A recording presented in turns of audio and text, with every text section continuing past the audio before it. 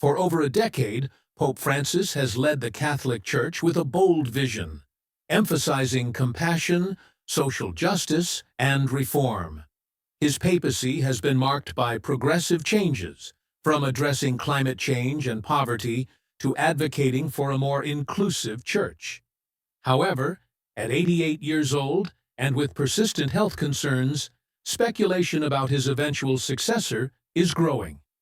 The next papal election will be one of the most consequential in modern history. The College of Cardinals will face a critical choice: continue Pope Francis's reforms and push for a more progressive, inclusive church. Return to a traditionalist direction, restoring older practices and stricter doctrinal interpretations. Find a middle ground, choosing a leader who can unify both factions. While technically, any baptized male Catholic can become pope, in reality, it's almost always one of the cardinals, the high-ranking church leaders with significant influence in Vatican affairs. Given the global spread of Catholicism, many wonder if the next pope could come from Asia, Africa, or Latin America, breaking the European dominance of the papacy. So, who are the top contenders? And what does each one represent for the future of the Catholic Church? Let's dive into the leading candidates and the key factors shaping this historic decision. Choosing a new pope is not just about selecting a religious leader. It is a decision that will shape the direction of the Catholic Church for decades to come.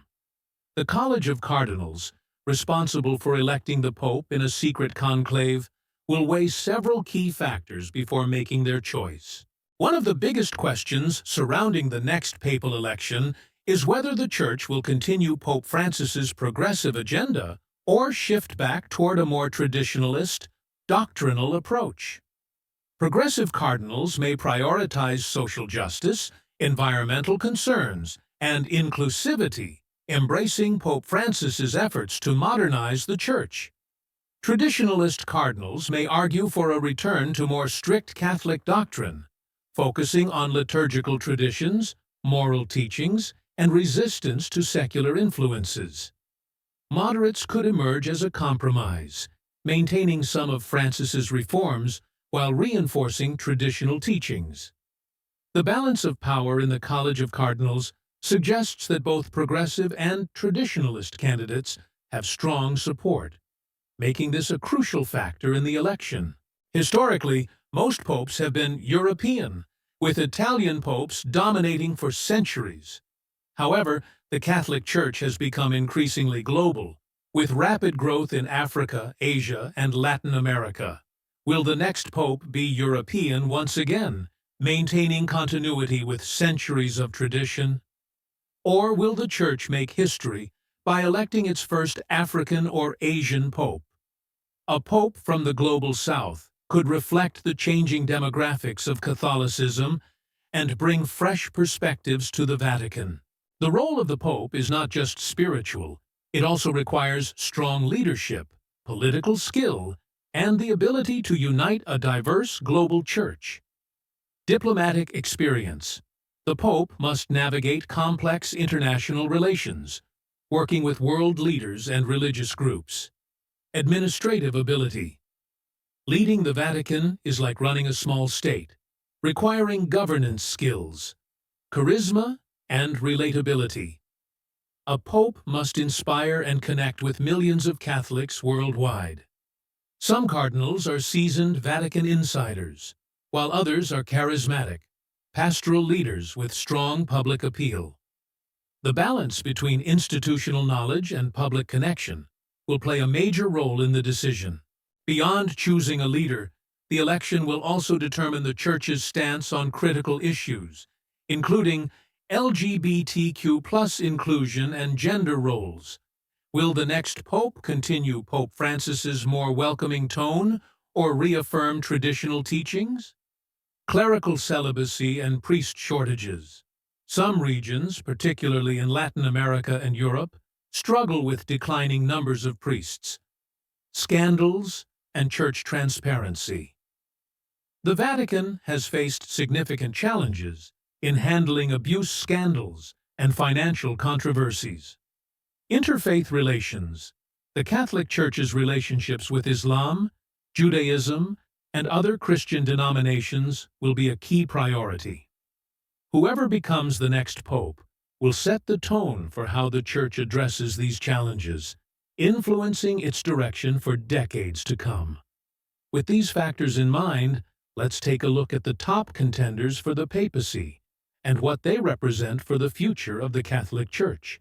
While the next pope could be an unexpected choice, several high-profile cardinals are widely considered leading contenders.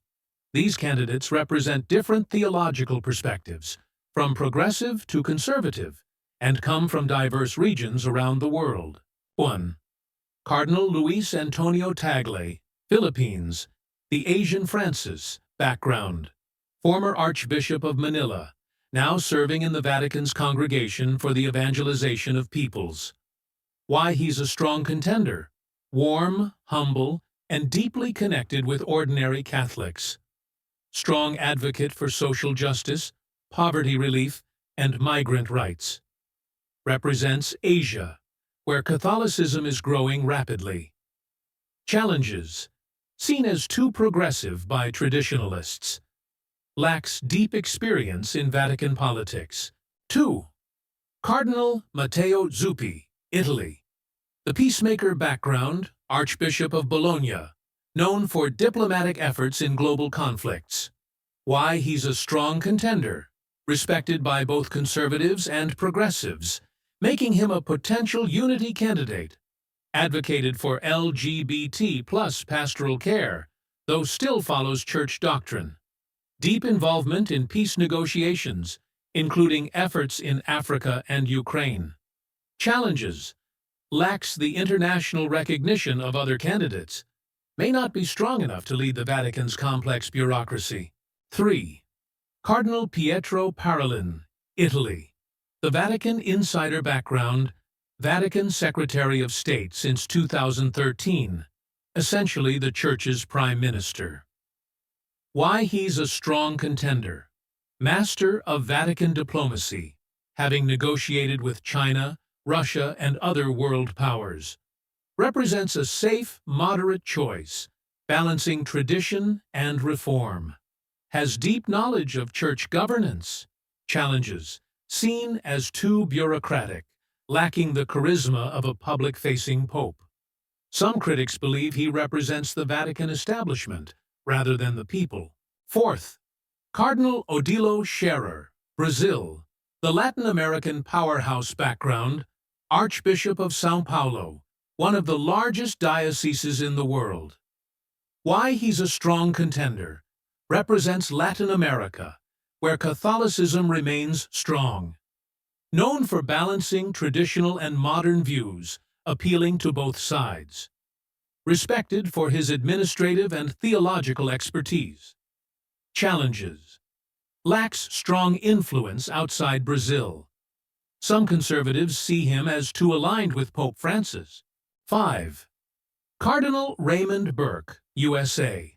The firebrand traditionalist background, former head of the Vatican's highest court. Vocal critic of Pope Francis. Why he's a strong contender. Would be a strong symbol of a return to strict doctrine. Popular among conservative Catholics who feel the Church has become too liberal. Opposes communion for divorced Catholics, LGBTQ+ inclusion, and modern liturgical changes. Challenges. Highly polarizing. Many cardinals see him as too extreme. Unlikely to unite the global Church. 6th. Cardinal Robert Serra, Guinea. The spiritual traditionalist background. Former head of the Vatican's liturgy office, deeply spiritual and conservative. Why he's a strong contender. A strong advocate for prayer, silence, and traditional Catholic values. Respected globally for his deep theological insights. Would be the first African pope in modern history. Challenges. His staunch traditionalism might alienate those hoping for continued reforms. Not as politically experienced in Vatican diplomacy. D. The wild cards. Could an unknown cardinal emerge? While the names above are widely discussed, history has shown that surprise candidates often win the papacy. Pope Francis himself was not the top favorite in 2013. Some potential dark horse candidates include Cardinal Christoph Schönborn, Austria, a theologian who helped write the Catechism, balancing tradition and modernity. Cardinal Malcolm Ranjith, Sri Lanka, a strong conservative voice, but relatively unknown outside Asia. Cardinal Angelo de Donatis, Italy, a quiet but well-respected figure in the Vatican. The next pope will shape the future of Catholicism for decades. If the cardinals want continuity, they may choose Tagle, Zuppi, or Parolin. If they seek a traditionalist shift, Burke or Serra could rise to power. If they aim for global representation, Scherer or another non-European candidate may emerge. But the Holy Spirit moves in mysterious ways, and surprises are always possible. Next, let's explore what this decision will mean for the future of the Catholic Church. While much speculation focuses on high-profile cardinals, history has shown that the papal conclave often delivers surprises. When Pope Francis was elected in 2013, he was not considered the frontrunner. Many expected a more traditional choice. The same could happen in the next election, with a lesser-known cardinal unexpectedly rising to the top. So, who are the wild card candidates? These are respected but less talked about figures who could become a unifying choice if the leading contenders fail to secure enough votes. Cardinal Christoph Schönborn, Austria, the intellectual theologian background, a Dominican theologian and former Archbishop of Vienna, helped draft the Catechism of the Catholic Church. Why he could be chosen? Deep theological knowledge, making him an authoritative voice on doctrine. Considered a moderate, traditional in faith, but open to dialogue on modern issues. Respected across ideological lines, a potential compromise candidate. Challenges. At 79 years old, some cardinals may prefer a younger pope. Less of a global presence compared to other candidates. Cardinal Malcolm Ranjith, Sri Lanka, the conservative reformer background. Archbishop of Colombo, Sri Lanka, known for his strong traditionalist views. Why he could be chosen. Strongly supports restoring traditional liturgy and practices. Has been vocal in defending Catholic doctrine against modern secular influences. Would bring an Asian perspective to the papacy, a growing region for Catholicism. Challenges. His strict conservatism may alienate progressive cardinals. Not as well known or influential in Vatican politics. Cardinal Angelo de Donatis, Italy. The pastoral leader background, Vicar of Rome, meaning he oversees the Pope's home diocese. Why he could be chosen. A deeply pastoral figure, close to the people rather than Vatican bureaucracy. Seen as a spiritual leader, focused on faith rather than politics. Could be a compromise candidate if leading figures struggle to gain votes. Challenges. Lacks international recognition. May not have the governance experience needed to manage the global church. Cardinal Jean-Marc Aveline, France. The bridge builder background, Archbishop of Marseille, known for promoting interfaith dialogue. Why he could be chosen. Strong focus on Christian-Muslim relations, a crucial issue for global peace. Advocates for a church that is open, compassionate, and engaged with modern society. Represents Western Europe, but with a fresh, less institutional approach. Challenges. Less experienced in Vatican governance. Some cardinals may prefer a pope from the global south rather than Europe. Cardinal Juan José Omeya, Spain. The social justice advocate background, Archbishop of Barcelona. A strong voice for helping the poor and marginalized. Why he could be chosen. Passionate about Catholic social teaching and aiding refugees, migrants, and the poor. A humble and pastoral leader, similar to Pope Francis in style, could appeal to both moderates and progressives looking for continuity. Challenges: may not be seen as experienced enough to handle Vatican bureaucracy. Some conservatives may view him as too progressive. Could a complete unknown be chosen? While the names above are somewhat known in church circles, it is possible that a completely unexpected candidate emerges from the conclave. In 1978, Karol Wojtyła, Pope John Paul II, was a little-known Polish cardinal, yet he was chosen and became one of the most influential popes in history. In 2013, Jorge Mario Bergoglio, Pope Francis, was not among the top favorites, yet his election surprised the world. The conclave is unpredictable. If the cardinals find themselves deadlocked between progressives and conservatives, they may seek an unknown figure who can unite the Church. The next pope will lead the Catholic Church through a period of major challenges and transitions. Key issues include the balance between reform and tradition, the Church's global shift towards Africa and Asia, and its role in world affairs. Internally, the Church must address declining vocations, sexual abuse scandals, and divisions over doctrine. Externally, it faces secularization, geopolitical conflicts, and climate change. The Pope's ability to unite Catholics, engage younger generations, and maintain the Church's moral authority will define the future of Catholicism. The next conclave will not just elect a leader, it will set the course for the Church in the modern world. The next pope will shape Catholicism for decades.